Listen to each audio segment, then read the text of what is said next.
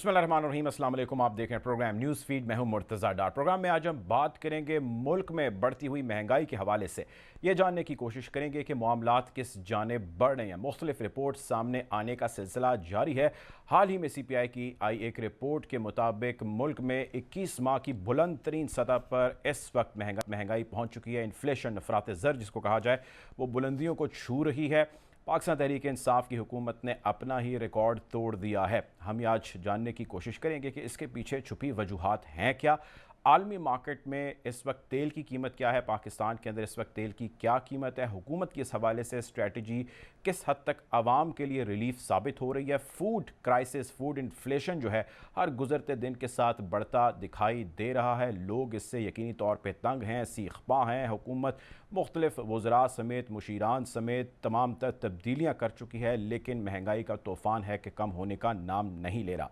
IMF, Saudi Arabia समेत China से भी अब उम्मीदें लगा ली गई हैं कि वहाँ से कुछ कर्ज की हुसूली हो और मामलात आगे बढ़ सकें। सख्त तरीन शराइत के बावजूद जो हमें पैसे मिल रहे हैं, हुकूमत पाकिस्तान को मिल रहे हैं, वो इसी जानिब इशारा कर रहे हैं कि आवाम से मज़ीद और पैसे, मज़ीद और टैक्स जो है वो लिया जाए। खैर, आज जानने की कोशिश करेंगे कि इसके पीछे वजूहात क्या हैं, किस तरह इसको इम्प्रूव किया जा सकता है, और ये भी आज डिस्कस करेंगे कि क्या अपोजिशन इस हवाले से अगर कोई बयानात, स्टेटमेंट्स, एग्रेशन, ऑपरेशन का अगर किसी भी किस्म का हुकूमत कहती है कि वो ज़्यादा ड्रामा कर रहे हैं या वो ज़्यादा रोल प्ले कर रहे हैं, ऐसी सूरत हाल है नहीं। तो जानने की कोशिश करेंगे क्या वाकई ऐसी सूरत हाल नहीं, इस पर पॉलिटिक्स हो रही है या सूरत हाल वाकई अबतर है। गुफ्तगू का बाकायदा आगाज़ करते हैं। डॉक्टर सुहेल लाशारी साहब हमारे साथ प्रोग्राम मौजूद हैं, माहिर इक़्तिसादियात हैं। Welcome to the show doctor साहब। डॉक्टर शाहिद हसन साहब भी हमारे साथ प्रोग्राम में मौजूद हैं, उनसे भी गुफ्तगू का जो है वो यकीनी तौर पे हम करेंगे इस प्रोग्राम में। मैं आपसे आगाज़ करना चाहूँगा डॉक्टर सुहेल लाशारी साहब। सर, ये बताइएगा कि अभी जो रिसेंट एक रिपोर्ट आई है उसके तनाजुर में और ओवरऑल आप इस वक्त अफरात ज़र, इन्फ्लेशन जो है उसको कैसे रेट करते हैं, कैसे देखते हैं मामलात को? देखिए, बिस्मिल्लाहिर्रहमानिर्रहीम। पहले थोड़ी सी मैं तस्दीक कर दूं, मैं इंजीनियर हूं और डॉक्टर नहीं हूं। और जहां तक बात आ गई इन्फ्लेशन की, तो आपके इल्म में है कि 10,000 या 2-3 के करीब इन्फ्लेशन पहुंच गई है। और अब सबसे ज्यादा जो ट्रबलसम है और परेशानी का बायस है वो फूड इन्फ्लेशन है। तो जो फूड की हमारी बेसिकली फूड सिक्योरिटी इस मुल्क में शुरू से रही है, और हम इसीलिए शायद इतने बुढ़ानों में नहीं गए। हमारे घर में खाने को चीजें हुआ करती थी, और अब हम अगर कॉटन से लेके और गंदम और चीनी भी इंपोर्ट करेंगे तो फिर ऑब्वियसली फूड इन्फ्लेशन तो हो ही होएगी। और दरअसल बात ये है कि हमने बरसों बरस एग्रीकल्चर और इंजीनियरिंग की तरफ और एग्रीकल्चर की तरफ और इरिगेशन की तरफ ध्यान नहीं दिया। अगर हमने प्रॉपर अपनी टेक्नोलॉजीज को इम्प्रूव किया होता, पर हेक्टर यील्ड को इम्प्रूव किया होता, सीड पे तवज्जो दी होती, और इसी तरह फर्टिलाइजर पे हमने तवज्जो दी होती। आप देखें, आप जो फर्टिलाइजर भी इंपोर्ट कर रहे हैं आपके मुल्क में उतना नहीं बन रहा, और उस पर भी डेली वो जो एक बैग है उसकी कीमत बढ़ती चली जा रही है। तो इनपुट भी आपके जो एग्रीकल्चर इनपुट्स हैं वो बहुत ज्यादा होते चले जा रहे हैं।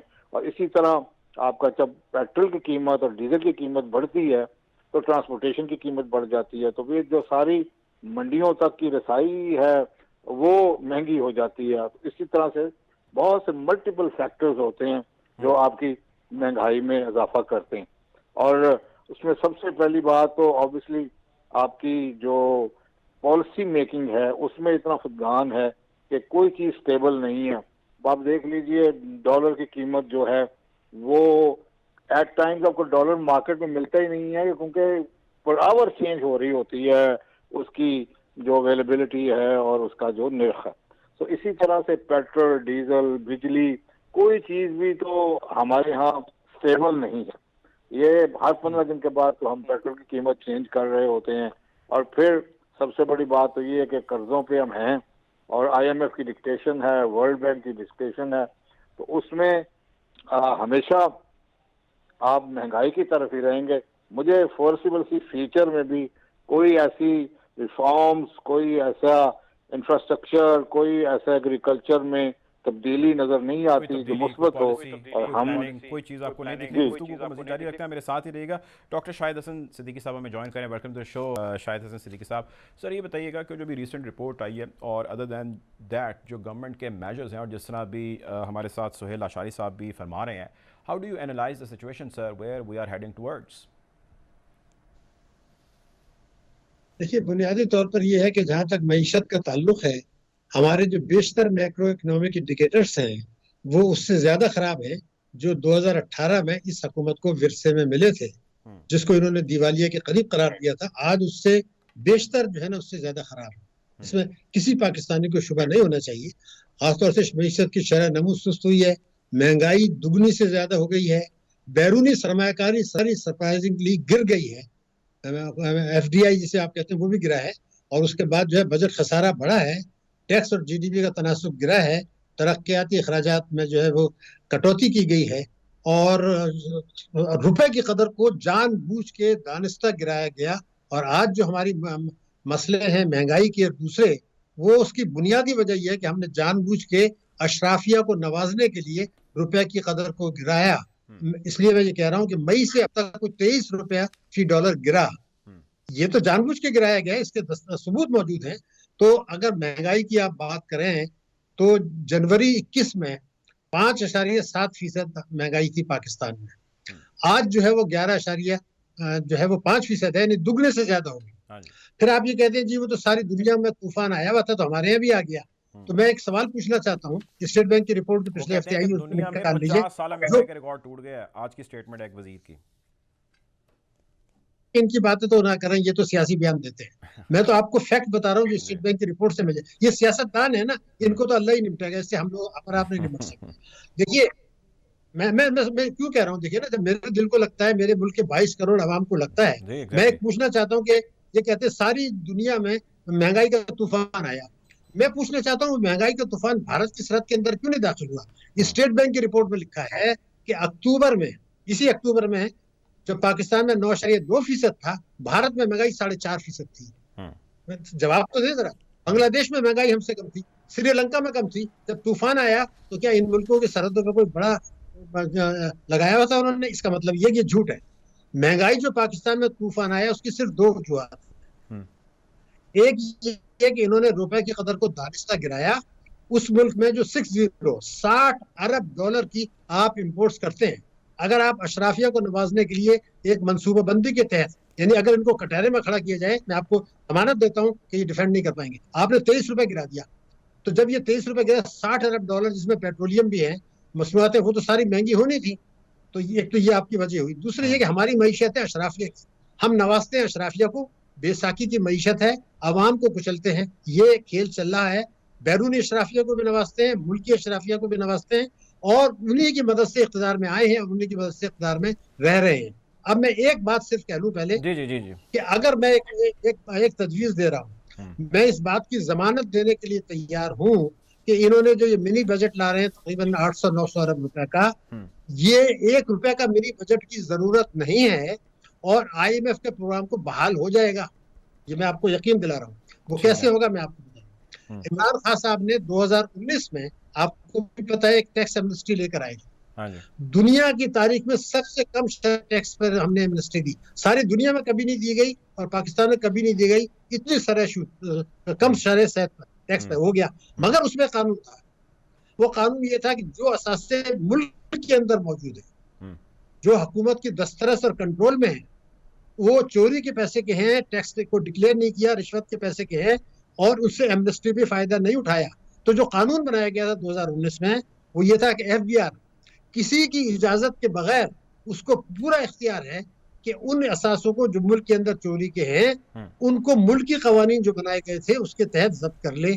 और प्राइम मिनिस्टर साहब का रिकॉर्ड पर है, उन्होंने कहा था कि इनकी तफसीलात हमारे पास हैं, जो हमें भी पता है कि हैं, हुकूमत के पास भी है, FBR के पास भी है, और ये भी उन्होंने कहा था कि मैं क्रैक डाउन करूंगा। अब वो नहीं कर रहे।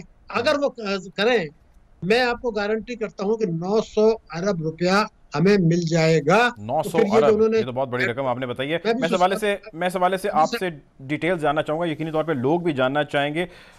मुझे ये बताइएगा कि लाशारी साहब, जिस तरह डॉक्टर साहब भी बयान कर रहे हैं और एक कॉमन बंदे के जहन में भी ये ख्याल आता है कि भाई जो अमीर शख्स है वो अमीर से अमीर तर होता चला जा रहा है, यहाँ पे वादे दावे बातें सारा कुछ किया गया, कहा गया कि हम मगरमच्छों के मुंह में हाथ डाल के पैसे निकलवाएंगे, उनको टैक्स नेट के अंदर शामिल करेंगे वगैरह वगैरह। ये पॉलिटिकल स्टेटमेंट्स ही थी या गवर्नमेंट ने कोशिश की वो नाकाम हो गई या कोई और रीज़न सामने आ गई? ये बहुत तगड़े हैं, उनके आगे कुछ नहीं किया जा सकता। इनमें से आपको क्या लगता है कि क्या वजूहात हैं, क्योंकि ऐसा हुआ तो है? देखिए, ये बड़ी माफियाज की बात करते हैं और हर बंदे को और हर महकमे को ये माफिया कह देते हैं और मेरे ख्याल में इनको माफिया का पता ही नहीं है कि माफिया होता क्या है। दरअसल हुकूमत से बड़ा कोई माफिया नहीं होता। अच्छा। अब अभी देख लेना कि नस्ला टावर गिर रहा है कराची में, कोई और गिरा सकता है हुकूमत के अलावा?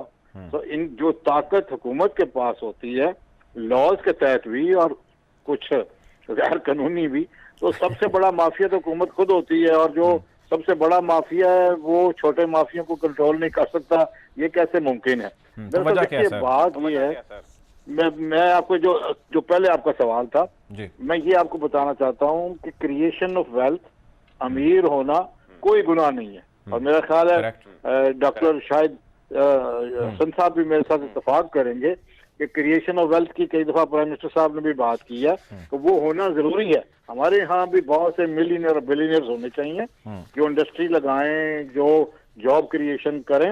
अमारत और गरीब जो है या जो भी दौलत की तकसीम है वो खुदावंद ताला की तरफ से होती है। मगर बात करने की ये है कि हम जो बंदा जरा सा अमीर हो जाता है हम कहते हैं इसको पकड़ लो, इसके पीछे कोई ना कोई बेईमानी है। तो हर बंदा बेईमान नहीं होता। अभी भी इस 3 महीनों में टैक्स इकट्ठा ज्यादा हुआ है पिछले साल के मुताबिक।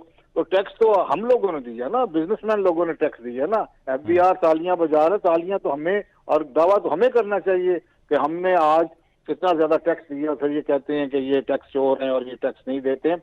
मैं मानता हूं कि अभी टैक्स मजीद भी देना चाहिए, टैक्स का जो नेट है वो ब्रॉड होना चाहिए, मगर उसमें फिर आपको टैक्स रैशनलाइजेशन भी करनी पड़ेगी कि जिस तरीके से और जितना आपने टैक्स ज्यादा रखा हुआ है उसको भी थोड़ा सा रैशनलाइज करना पड़ेगा ताकि बहुत से लोग जो टैक्स नेट में आए।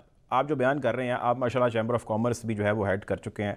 मैं ये जानना चाहता हूँ कि ये जितने स्मॉल टाइम इंडस्ट्रियलिस्ट हैं, चलें हम बिग टाइम की बात नहीं करते या चलें उससे भी नीचे हम बात कर लेते हैं, बहुत सारे लोग रिटेल का भी काम करते हैं। गवर्नमेंट ने एट द स्टार्ट कोशिश की कि हर चीज़ को डॉक्यूमेंट करे। आपको याद होगा 50,000 की ट्रांजैक्शन होगी, उस पर शनाख्ती कार्ड चाहिए होगा, टैक्स होगा। ज़रा घेरा उन्होंने तंग किया, स्क्रू टाइट किए इन तमाम लोगों के, तो वो सड़कों पे निकल आए, दुकानें मार्केटें बंद, हड़ताल कॉल। तो बाद में किसी ने वज़ीर-ए-आज़म को कहा कि सर सिस्टम चलाने के लिए हमें इन लोगों को ज़रा थोड़ा सा जो है वो टेपर डाउन करना होगा, स्क्रू ढीला करना होगा, फिर चलेंगे।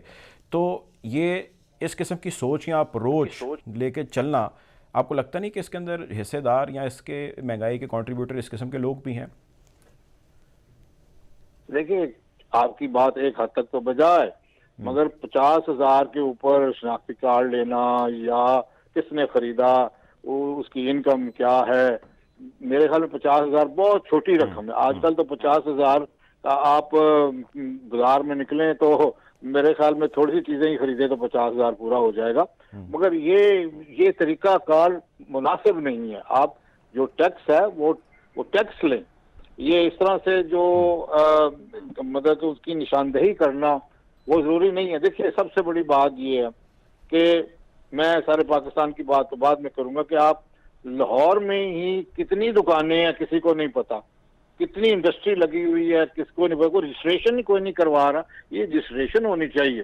जब आप जब करेंगे मर्दमशुमारी करेंगे तो इंडस्ट्री की मर्दमशुमारी भी करें, आप कारोबार की भी करें, ताकि पता चले कौन क्या कर रहा है, कैसे कर रहा है। इसमें कोई हर्ज नहीं है, मगर पैसे जनरेट करने के लिए ईज ऑफ डूइंग बिजनेस करना बड़ा जरूरी है, फ्रीडम ऑफ डूइंग बिजनेस करना बड़ा जरूरी है।